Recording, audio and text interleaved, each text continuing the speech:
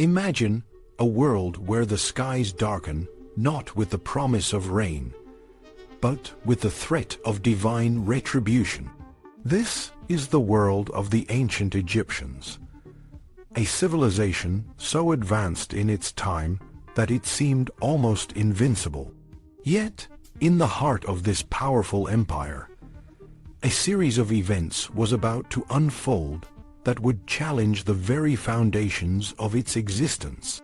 These events, recorded in the book of Exodus, are not just a tale of liberation, but a profound drama of faith, power, and the struggle for freedom.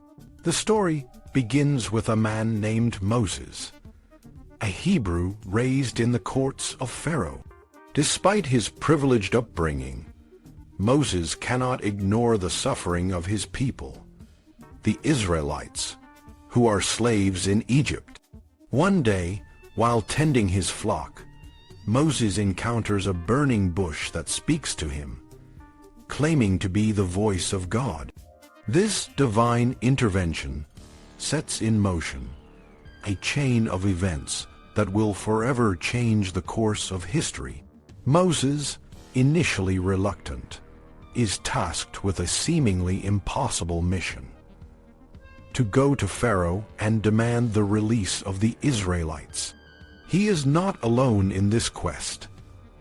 His brother Aaron stands by his side, serving as his spokesperson. Together, they approach Pharaoh, a ruler who sees himself as a god, and deliver the message that the God of the Hebrews demands the release of his people. Pharaoh, however, is unimpressed and refuses to comply. This refusal sets the stage for a series of plagues that will test the limits of Pharaoh's stubbornness and the power of the Hebrew God. The first plague is a harbinger of the chaos to come. Moses, following God's instructions, strikes the Nile with his staff, turning its waters to blood. The Nile, the lifeblood of Egypt, becomes a symbol of death and decay. The fish die, the water stinks, and the Egyptians are left without their primary source of water. This initial plague is not just a natural disaster. It is a direct challenge to the Egyptian gods, who are often associated with the Nile and its life-sustaining properties. The Egyptians, however, are not easily deterred. Their own magicians, using their own methods, manage to replicate the feat, albeit on a smaller scale.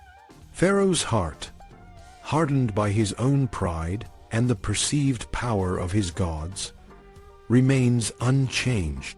The plagues continue, each one more devastating than the last. Frogs, lice, flies, diseased livestock, boils, hail, locusts, and darkness. Each plague is a direct assault on the Egyptian way of life and the gods they worship. The frogs invade every corner of Egyptian society. The lice infest the bodies of the Egyptians, and the flies bring a stench that is unbearable. The livestock, the backbone of the Egyptian economy, fall ill and die. The boils, painful and disfiguring, afflict both man and beast. The hail, a rare occurrence in the arid climate of Egypt, destroys crops and buildings. The locusts consume what little remains, and the darkness, so thick it can be felt, envelops the land for 3 days. Through it all, Pharaoh remains obstinate. Each time, just as he seems ready to relent, his heart hardens, and he refuses to let the Israelites go.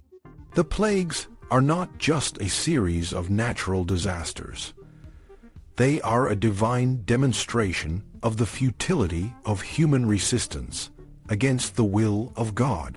The final plague, the death of the firstborn, is the most devastating of all. It is a personal and direct attack on the Egyptian people, sparing only those who have marked their doors with the blood of a lamb, a symbol of faith and obedience. Finally, Pharaoh is broken. The loss of his own son, the heir to the throne, is the final straw. He summons Moses and Aaron in the middle of the night and orders them to take the Israelites and leave Egypt immediately.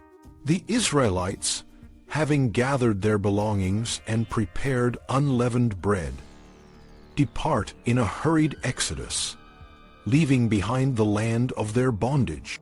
The journey out of Egypt is fraught with challenges.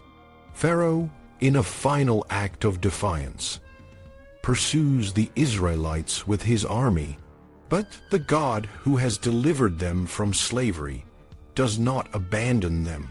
At the Red Sea, Moses stretches out his staff, and the waters part, allowing the Israelites to cross to safety. When Pharaoh's army follows, the waters close, drowning the Egyptians and ensuring the Israelites' escape.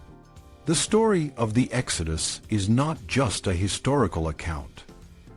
It is a powerful narrative of faith, perseverance, and the triumph of the oppressed over their oppressors.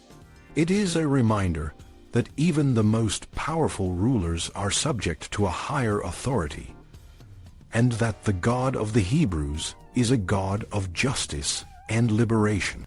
The plagues, while devastating, serve a greater purpose: to demonstrate the power of the one true God and to free a people from the bonds of slavery.